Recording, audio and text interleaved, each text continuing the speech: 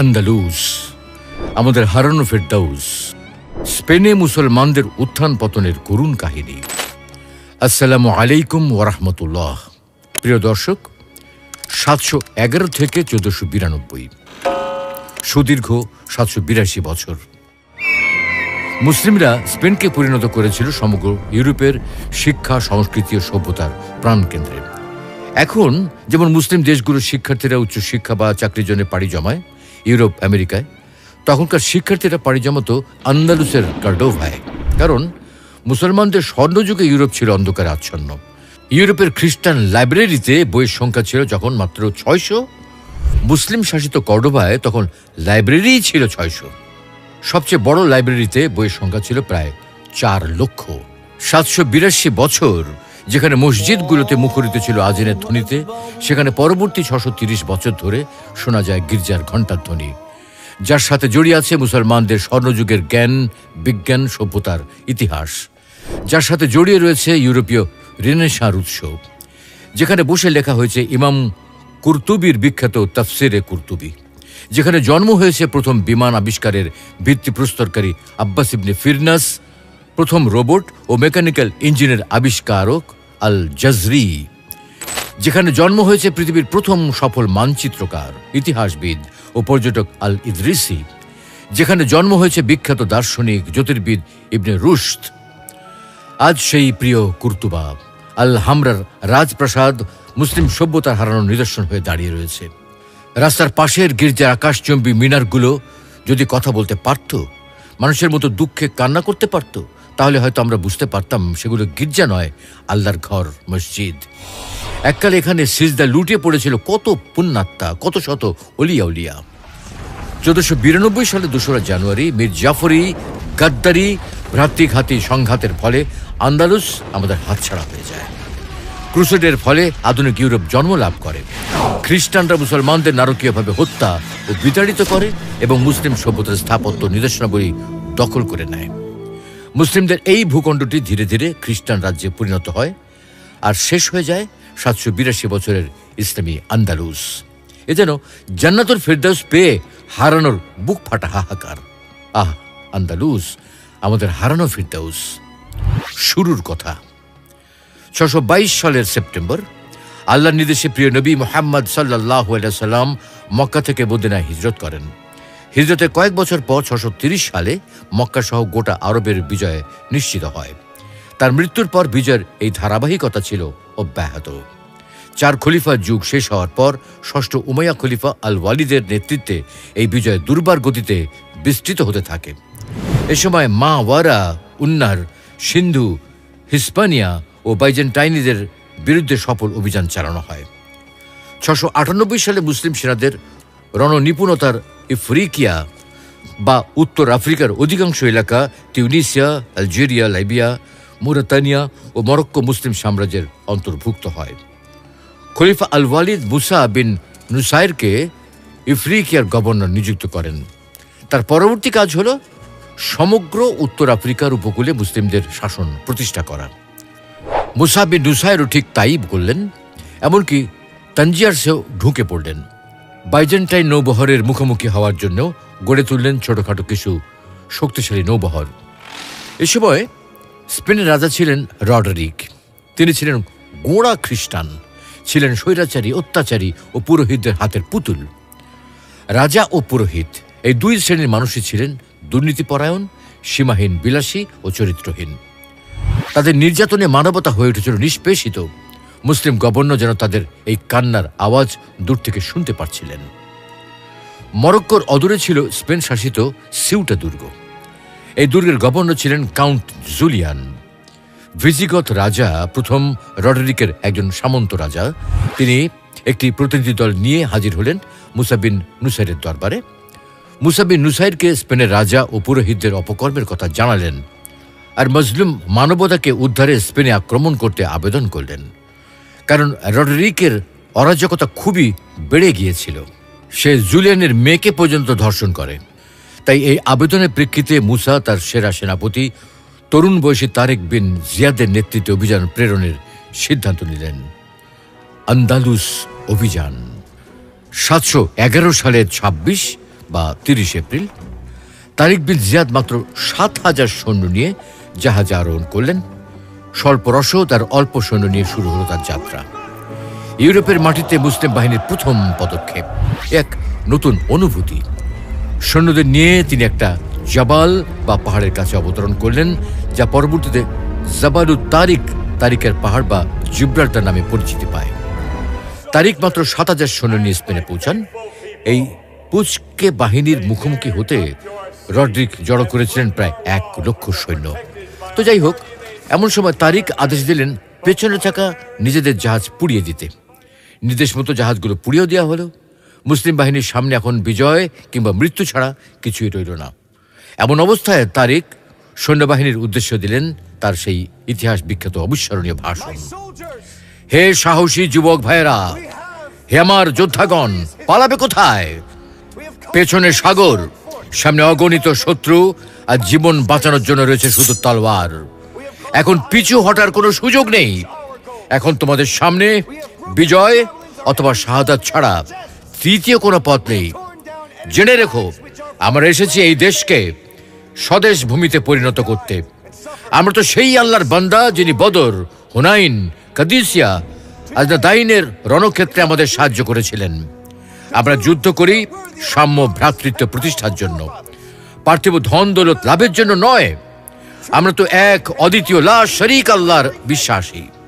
তিনি অবিশ্বাসীদের দেশে মুহাম্মদ বিন কাসিমকে সাহায্য করেছেন, আর কুতাইবাকে সাহায্য করেছেন সুদূর তুর্কিস্তানে। আমরা সেই কুতাইবা ও মুহাম্মদ বিন কাসিমের একই উদ্দীপনা নিয়ে যুদ্ধ করি। সুতরাং আমাদের উদ্দেশ্য যদি ঠিক থাকে, আমরাও পাবো জয়মাল্য। তো এসো, আমরা সত্যের পথে হই গাজী অথবা শহীদ। জ্বালাময়ী এই ভাষণে সেনাবাহিনীর সদস্যদের হৃদয়ে যেন আগুন প্রজ্বলিত হলো। তারা শপথ নিলেন জয়ের অথবা শহীদের। আল্লাহু আকবার ধ্বনিতে প্রকম্পিত হলো স্পেনের আকাশ বাতাস। অতঃপর সম্মুখে এগিয়ে যাওয়ার জন্য বেজে উঠল রণসিংহা। 7,000 সৈন্যের ছোট বাহিনী এগিয়ে চলল সম্মুখ পানে। তাদের চোখে মুখে ছিল দৃপ্ত শপথ, কিন্তু চলনে বলনে ছিল না কোনো অহংকার এবং উদ্ধত্ত। বিনয় অবনত ছিল তাদের চিত্ত বিচরণ। উদ্দেশ্য ছিল মানবিক ও মহৎ। সকল বাধা বিপত্তি অতিক্রম করে বাহিনী এগিয়ে যাচ্ছিল নিজ গতিতে। যুদ্ধের জন্য প্রস্তুত মুসলিম সেনাবাহিনী। ওদিকে যুদ্ধক্ষেত্রে স্বমহিমায় হাজির রডরিক বাহিনী। ইস্পাতের বর্ম দ্বারা আচ্ছাদিত তার 30,000 সৈন্য। শুরু হলো ইউরোপের মাটিতে খ্রিস্টানদের বিরুদ্ধে মুসলমানদের প্রথম বড় যুদ্ধ। 1 লাখ খ্রিস্টান বাহিনীর সাথে ক্ষুদ্র মুসলিম বাহিনীর অসম যুদ্ধ চলল 7 দিন ধরে। যুদ্ধ গড়ালো 8ম দিনে। সুশৃঙ্খল মুসলিম বাহিনীর আক্রমণে দিশেহারা হয়ে গেলেন রডরিকের সৈন্যরা। উজ্জীবিত সৈন্যরা ঝাঁপিয়ে পড়ল রডরিকের বিশাল বাহিনীর ওপর। রডরিকের বাহিনী তখন দ্বিধা বিভক্ত। সামন্ত রাজারা নিজেদের সুরক্ষিত শহর ছেড়ে এই প্রান্তরে যুদ্ধ করতে এসে যার পর নাই বিরক্ত। তাছাড়া এই বিশাল বাহিনী রডরিকের অনুগতও নয়। এই সুযোগটাই কাজে লাগালো মুসলিমরা। তারিকের 7,000 সৈন্যের সাথে যোগ হওয়া মুসা বিন নুসাইরের পাঠানো আরও 5,000 সৈন্যের অসাধারণ রণকৌশলে ছত্রভঙ্গ হয়ে গেল ভিজিগত বাহিনী। তৃণের মতো উড়ে গেল খ্রিস্টান বাহিনী। তারিক সরাসরি রাজা রডরিকের মুখোমুখি হলেন। সম্মুখ হামলায় রাজা রডরিক অজ্ঞান হয়ে পড়ে গেল মাটিতে। পালাতে শুরু করল সৈন্যরা। নদীতেই সলিল সমাধি ঘটল অনেকের। রাজা রডরিকও পানিতে ডুবে মারা গেলেন। হাজার হাজার খ্রিস্টান সৈন্যের লাশ পড়ে থাকল মাটিতে। হিস্পানিয়ায় প্রতিষ্ঠিত হল মুসলিম শাসন। আন্দালুসের জীবন। পূর্বের আরব রাষ্ট্র কিংবা ইউরোপের খ্রিস্টান রাষ্ট্রগুলোকে সব দিক থেকে ছড়িয়ে গিয়েছিল আন্দালুস।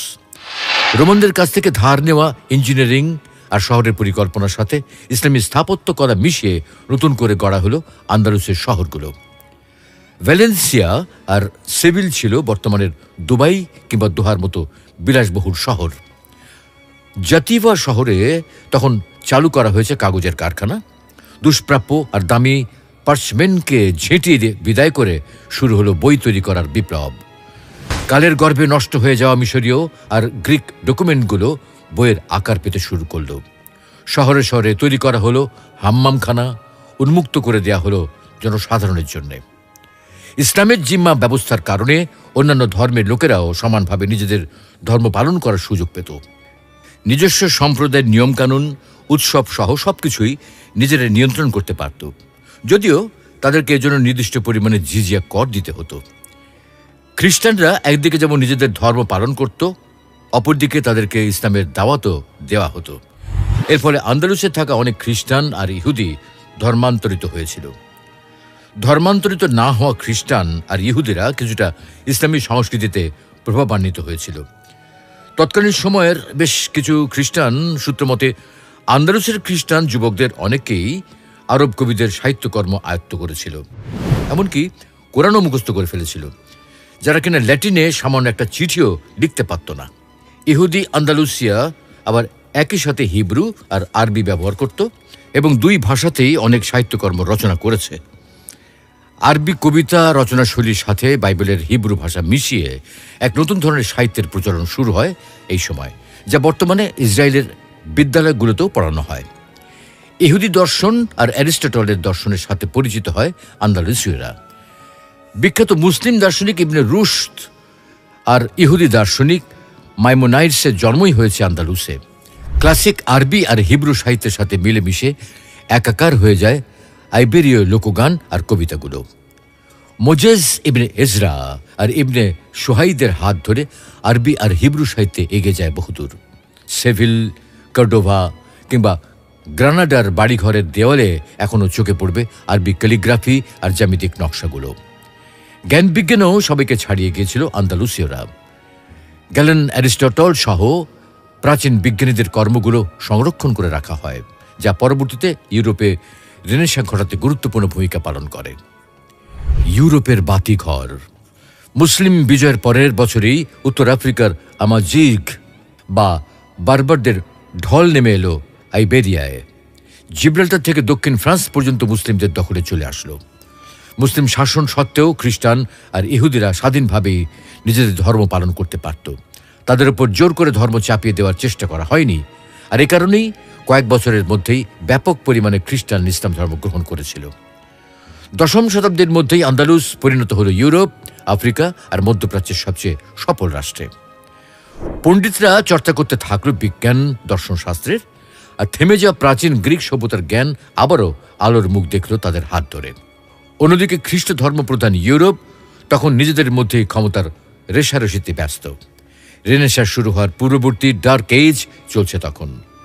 এদিকে তো ইউরোপ, ভূমধ্যসাগর আর আফ্রিকান আটলান্টিক দিয়ে ঘিরে থাকা আন্দালুস হয়ে দাঁড়ালো ব্যবসা বাণিজ্যের পীঠস্থান।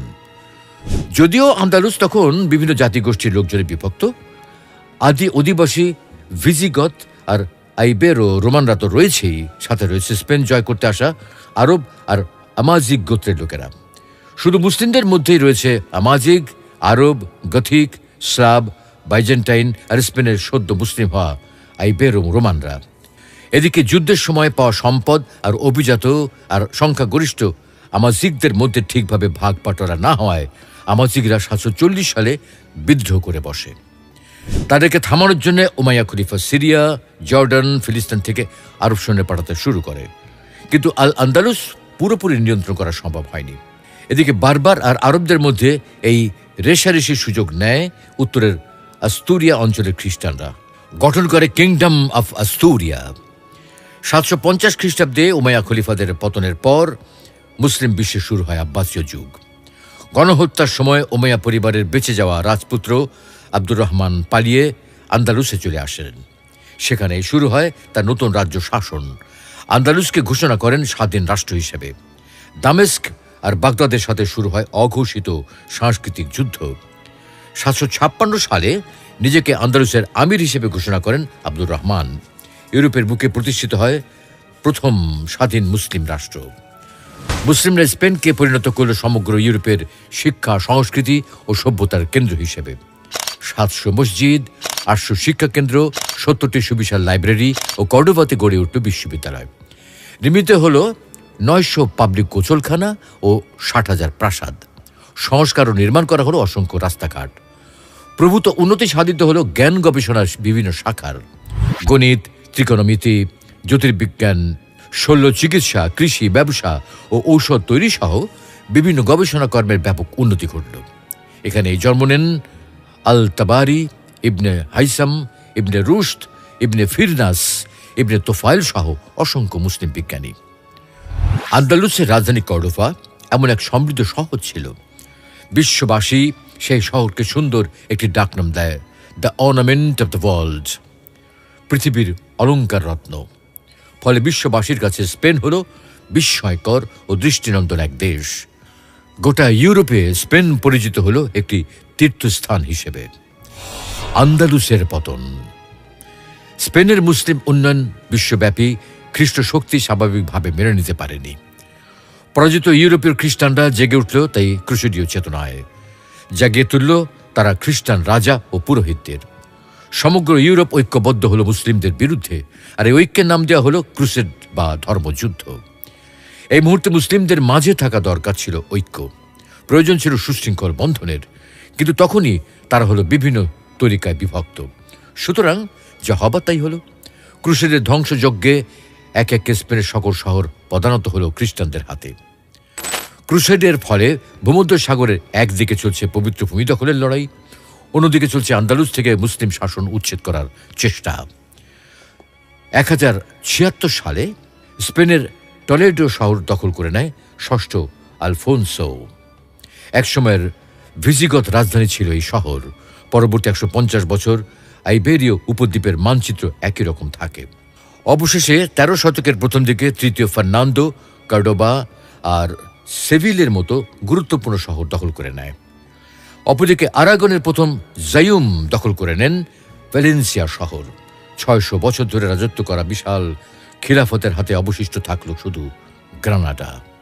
তাও সেখানেও নিয়মিতভাবে হানা দিতে থাকে ক্রুসেডের বাহিনী। নিঃসঙ্গ গ্রানাডার ঔজ্জ্বল্য ম্লান হতে শুরু করল। এরকম একটা সমৃদ্ধশালী শাসন আমলের পতন হয় যতটা না বহিঃশত্রু দ্বারা, তার চেয়ে বেশি ঘরের শত্রু মির্জাফরদের দ্বারা। ক্ষমতার মোহে এক অঞ্চলের শাসকরা আরেক অঞ্চলের সাথে যুদ্ধে লিপ্ত হতেন। কখনো বা মুসলিম শাসককে পরাজিত করার জন্য ডেকে আনতেন পার্শ্ববর্তী খ্রিস্টান শাসককে। খ্রিস্টানদের সাথে হাত মিলিয়ে ঝাঁপিয়ে পড়তেন আরেক মুসলিম শাসকের বিরুদ্ধে। খ্রিস্টান বন্ধুর সাথে হাতে হাত মিলিয়ে যুদ্ধে বিজয় লাভ করার পর খ্রিস্টান বন্ধুটি বিজেতা মুসলিম বন্ধুকে একটি চমক দিত। বিজেতা মুসলিম শাসককে হত্যা করে একসাথে দুটো রাজ্য লাভ করে নিত। আন্দালুসের কফিনে শেষ পেরেক। 1469 সালে ইতিহাসের অন্যতম একটি বিয়ে অনুষ্ঠিত হয়। ইসাবেলা অফ কাস্তিলিয়ার সাথে ফার্ডিন্যান্ড অফ আরাগনের বিয়ে। বিয়েটা পড়ান স্বয়ং পোপ। এই জুটিটি মুসলিম স্পেনের কফিনে শেষ পেরেক ঠুকে দেয়। গ্রানাডার শাসক তখন আবুল হাসান 1465 থেকে 1482, আর হাসানের পুত্র আবু আবদুল্লাহ মোহাম্মদ দ্বাদশ ছিলেন শাহজাদা। স্পেনিয়ার্ডের কাছে পরিচিত ছিলেন বোয়াবদিল নামে। ইসাবেলা ফার্ডিন্যান্ড জুটি আবু আবদুল্লাহকে বানায় খেলার চাল। পিতা আবুল হাসানের বিরুদ্ধে পুত্রকে খেপিয়ে তোলা হয় রাজ্য দেবার আশায়। 1482 সালে আবু আবদুল্লাহ বাবাকে উৎখাত করে গ্রানাডার আমির হন। 4 বছর পর 1486 সালে তাকেই বন্দী করে কাস্তিলীয়রা। পুত্রের বন্দী দশায় বাবা আবারও ক্ষমতায় আরোহণ করেন এবং তার ভাই আল জাগালের কাছে ক্ষমতা হস্তান্তর করলেন। 1 বছর পরে খ্রিস্টানরা আবু আবদুল্লাহকে ছেড়ে দেয়, তবে ছেড়ে দেওয়ার আগে তার কাছে একটা প্রতিশ্রুতি আদায় করে নেয়। আবু আবদুল্লাহ খ্রিস্টানদের রাজনৈতিক আনুগত্য করবেন। যদি তিনি খ্রিস্টানদের আনুগত্য করেন, বিনিময়ে খ্রিস্টানরা তাকে গ্রানাডার আমির বানাবে। আবু আবদুল্লাহ এবারে বিদ্রোহ করলেন আপন চাচার বিরুদ্ধে। খ্রিস্টানদের কবল থেকে মালাগাকে রক্ষা করতে যে চাচা প্রাণপণে লড়ে যাচ্ছেন, সেই চাচার বিরুদ্ধে। চাচা ভাতিজার দ্বন্দ্বের সুযোগে ফার্দিনান্দ ও ইসাবেলা গ্রানাডার বিভিন্ন এলাকা দখল করতে থাকতেন। এমন এক দখলকারী যুদ্ধে 1487 সালে আল জাগাল আত্মসমর্পণে বাধ্য হলেন এবং গ্রানাডা ত্যাগ করলেন। 14,000 মানুষ হত্যার মাধ্যমে খ্রিস্টানরা মালাগা বিজয় করে। বাকি থাকলো গ্রানাডা, মুসলিম স্পেনের শেষ আশ্রয়স্থল। এই গ্রানাডাকে পাবার লোভে আবু আবদুল্লাহ বাপ চাচার বিরুদ্ধে খ্রিস্টানদের সাথে জোট বেঁধেছিলেন। কিন্তু কথা আছে, ঋণের শেষ, আগুনের শেষ, শত্রুর শেষ রাখতে নেই।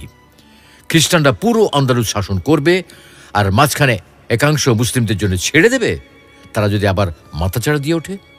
এবার শুরু হয় ভাতিজা আবু আবদুল্লাহর উপাখ্যান। 1490 সালে ফার্দিনান্দ ও ইসাবেলা আবু আবদুল্লাহকে গ্রানাদা ছেড়ে দিতে আদেশ করেন। আবু আবদুল্লাহ তা অস্বীকার করেন। ক্ষেপে যান ফার্দিনান্দ। তিনি যুদ্ধের প্রস্তুতি নেন। 40,000 পদাতিক আর 10,000 অশ্বারোহী সৈন্য নিয়ে গ্রানাদা অভিমুখে রওনা দেন। আবু আবদুল্লাহ প্রতিরোধ করার প্রবল প্রচেষ্টা চালান। আরব ও আরবের বাইরে অন্তকলহে নিমজ্জিত মুসলিমদের কেউই তার সাহায্যে এগিয়ে আসেনি।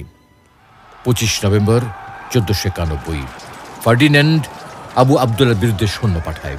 যে খ্রিস্টান বন্ধুর প্রতিশ্রুতি পেয়ে আবু আবদুল্লাহ নিজের বাপচাচার বিরুদ্ধে বিদ্রোহ করেছেন, সেই খ্রিস্টান বন্ধু কিনা এবার তাকে উৎখাত করতে চাচ্ছে। আবু আবদুল্লাহ হয়তোবা ভুলে গিয়েছিলেন কোরআনের নির্দেশনা, যে নির্দেশনা মনে থাকলে তার এমন পরিণতি হতো না। হে মুমিনগণ, তোমরা ইহুদি ও খ্রিস্টানদের বন্ধুরূপে গ্রহণ করো না, তারা একে অপরের বন্ধু। 1492 সালের 2 জানুয়ারি আগের রাতে মানুষ ঘুমিয়েছিল আল হামরার প্রাসাদে। লা ইলাহা ইল্লাল্লাহ এই লেখা পতাকা উঠতে দেখে ঘুম ভেঙে তারা দেখতে পেল আল হামরার প্রাসাদে সেই পতাকাটি নেই। সেখানে ঝুলানো রূপার তৈরি ক্রুশ। সেদিন সকালবেলা মুসলিমরা আত্মসমর্পণ করে। আবু আবদুল্লাহ তার পুরনো বন্ধু ফার্ডিন্যান্ড আর ইসাবেলার হাতে তুলে দেন আল হামরার চাবি। বাপচাচার সাথে বিশ্বাসঘাতকতা করে গ্রানাডার আমির হওয়া আবু আবদুল্লাহকে যেদিন গ্রানাডা থেকে বের করে দেওয়া হয়, সেদিন তিনি অশ্রু সজল নয়নে বারবার পেছনে ফিরে তাকাচ্ছিলেন।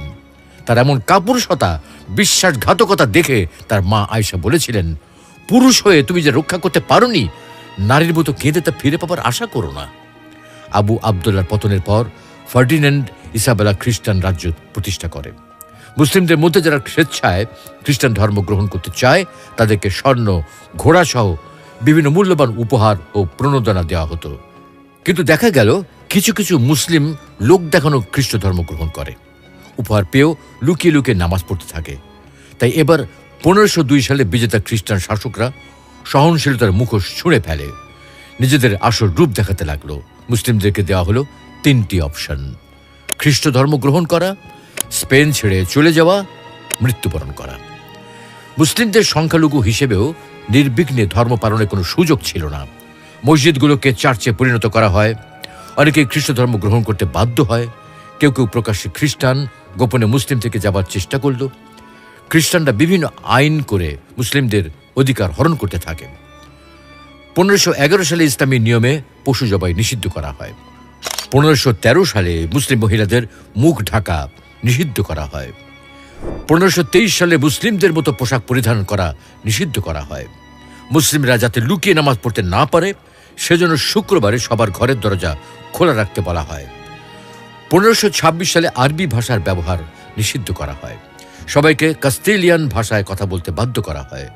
এত কিছুর পরেও মুসলিমদের নাম নিশানা শেষ করা যাচ্ছিল না। গোপন মুসলিম থেকেই যাচ্ছিল। তারা বাধ্য হয়ে রোববার চার্চে যেত, বাসায় ফিরে নামাজ পড়ত, কোরআন তেলাওয়াত করত।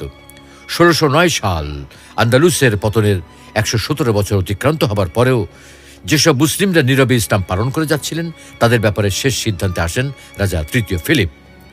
তিনি নির্দেশ দেন, স্পেনের মাটিতে আর কোনো মুসলিম থাকতে পারবে না, নামে হোক বা বেনামে।